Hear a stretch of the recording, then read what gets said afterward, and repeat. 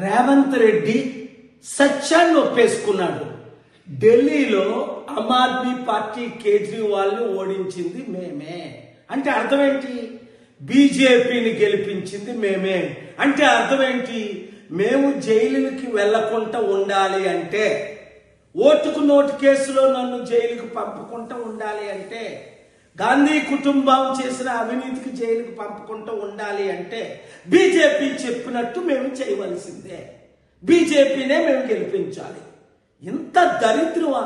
ఒక national party అయి ఉండి 55 సంవత్సరాలు ఈ దేశాన్ని ఏలి మోదీకి, ఆర్ఎస్ఎస్కి, బీజేపీ తొత్తులైన ఈ కాంగ్రెస్ పార్టీని తెలంగాణ రాబోయే సర్పంచుల ఎలక్షన్లో, దేశంలో ఉన్న ప్రతి ఎలక్షన్లో చిత్తుగా ఓడించి మన ప్రజాశాంతి పార్టీ మోదీని ఢీకొనగలదు, అన్ని పార్టీల్ని ఢీకొనగలదు. కనుక రండి, కదిలి రండి బీసీ, ఎస్సీ, ఎస్టీలారా, మోసపోకండి.